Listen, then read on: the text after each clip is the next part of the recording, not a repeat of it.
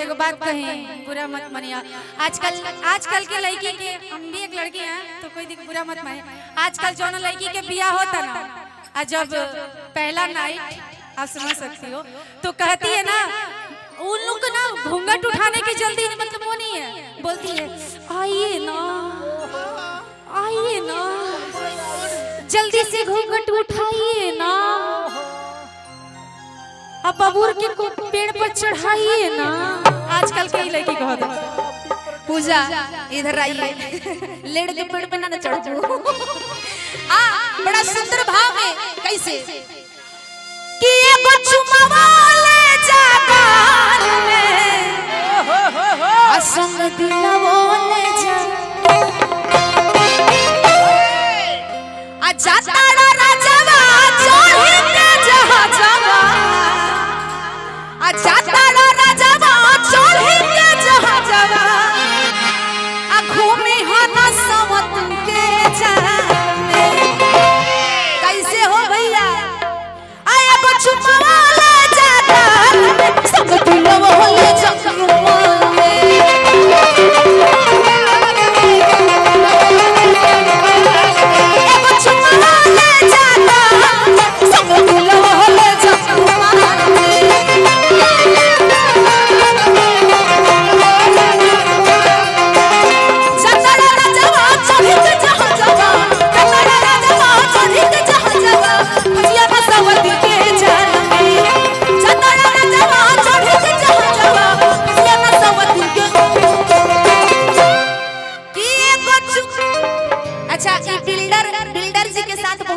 सट रही थी, लेकिन हम लड़की हैं तो नहीं सट रही हैं।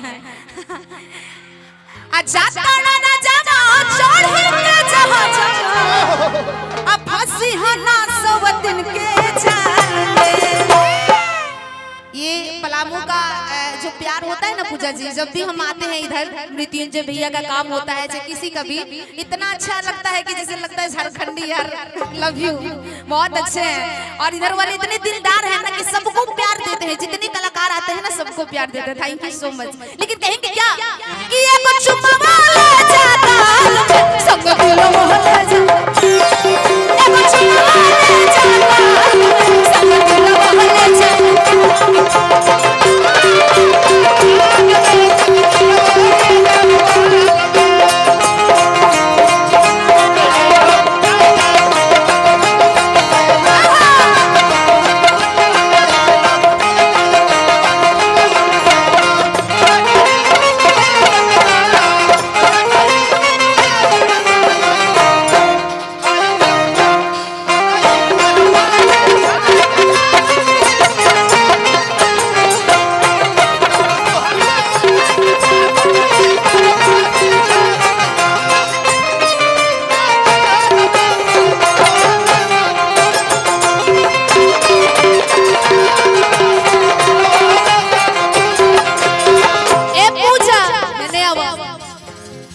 छोड़ी गवन हर में हरिया, छोड़ी गवन हर में, अब पिया भैया बोला के हो, छोड़ी गवन हर में, पिया भैया बोला के हो, छोड़ी गवन। अब कमल सवतिया मनले मतिया, कमल सवतिया मनले मतिया, अपना गुजरिया के कहिल तू पकड़ रे पकड़। आ सुना सुना ला, ये आपका गड़ रहा है पीछे से, पता नहीं क्यों मारेंगे। आ सुना सुना ला गिला से झरिया, आ सुना सुना ला गिला से झरिया। कैसे आवा मूड में पूजा जी, अब पीरा भैया बोला के हो, पीरा भैया बोला के हो, पीरा भैया।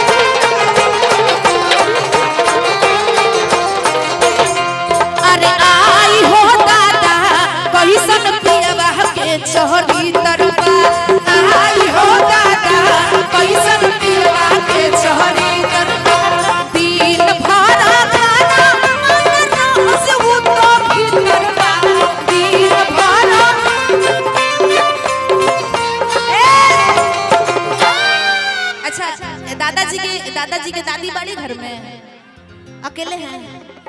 पता ना।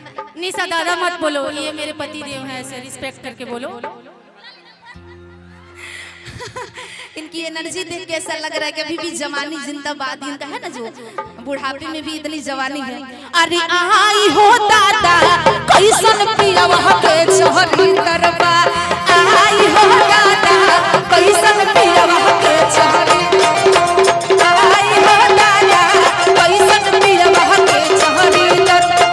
दिन भरा खाना रह सही तो भीतर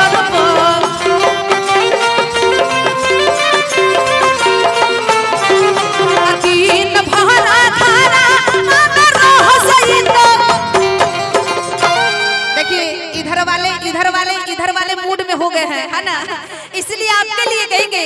अरे आई हो दादा कैसन पिया वहाँ के चोरी करबा, आई हो दादा कैसन पिया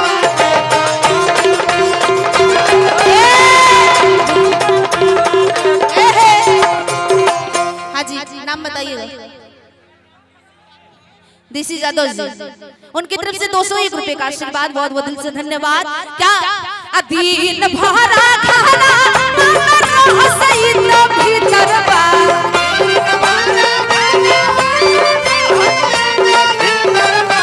दिन भरा खाना रह सही तो भीतर। यहाँ पे सब नौकरी करने वाले बैठे हैं आगे, लेकिन मेहरारू के छोड़ के आ गए हैं। ऐसी नौकरी होती है। और फिर भी आप लोग समझिए कि कितना प्यार आपकी पत्नी करती होंगी, लेकिन आप लोग यहाँ देखने के लिए, एंटरटेनमेंट करने के लिए सब मेहरारू को छोड़ के आए हैं, है ना। तो आप लोग इसे समझिएगा बात को। दिन भर खाना रह सही तो भीतर बा,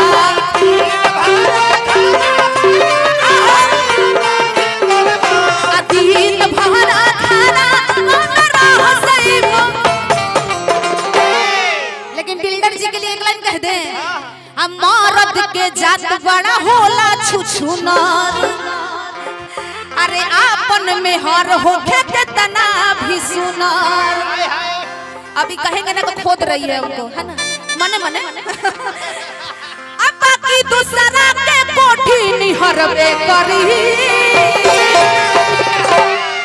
कोई है जो कहते कि जवन मर्द से मेहरी, मर्द से हो जब मर्द से खोदे तो बुलाए ना, आइए थोड़ी सी के लिए। मर्द से मेहरी लड़बे करी। अच्छा हमारा भी थोड़ी सी प्यार देख लीजिए, थोड़ी सी हमारे लिए आ जाइए। तब हतार मजा बहरी मरबे करी। ऐसे नहीं, आइए थोड़ा सा मेरे लिए तो आ सकते हैं ना, थोड़ा सा के लिए आ जाइए, फिर बैठ जाइएगा। नहीं मर्द वाला कहना पड़ेगा। नहीं कहिए, जब मर्द है तो आइए। रहेंगे तब पूरा हमेशा के लिए रहेंगे, थोड़ा सा का है।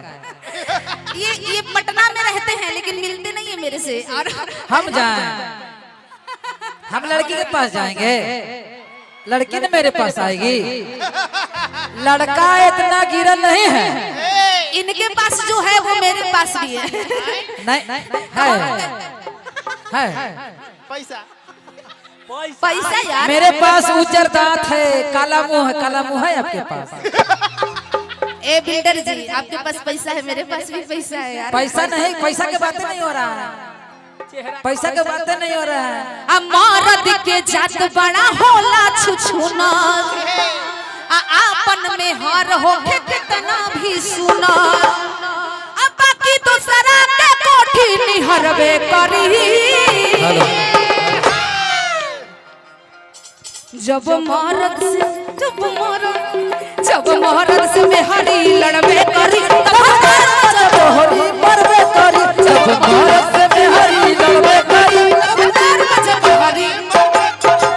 मर्द के जात बड़ा होले छुछुनर, आपन में हर होके कितना भी सुनर,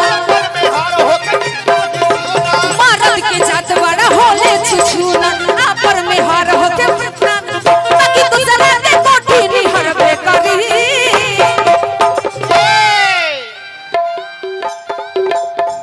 जब मर्द से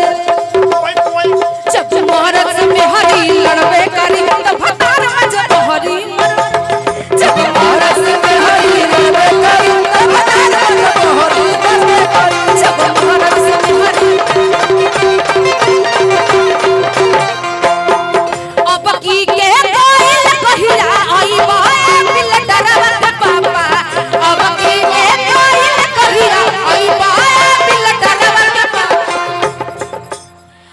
आई जई बता का कले ए दिल डरावा के पापा ई पापा पहले ही बन गए हैं। पायल नथिया सब लेबो सब लेबो अब की के कोइल कहिया आई बहुत दिल डरावा के पापा अब की के कोइल कहिया अब की के कोइल कहिया आई बहुत दिल डरावा। पता है ये बिल्डर जी इनसे बात नहीं होती है लेकिन इतने अच्छे दोस्त हैं कि जहाँ भी मंच पे मिलते हैं ऐसा फीलिंग नहीं होता है कि हम अनजान हैं। ये पहली बार मुझे बुलाए थे अपने कार्यक्रम में लेकिन उतना नहीं गा पाए थे, फिर भी इनका प्यार आशीर्वाद है कि आज मुस्कुरा रहा है। हम हमेशा मुस्कुराते हैं। ये तो हमरा कोई मुस्कुरावे नहीं करते है तो हम क्या करेंगे। हम खुद मुस्कुराते हैं। इसलिए आपके लिए इसलिए थैंक यू भैया।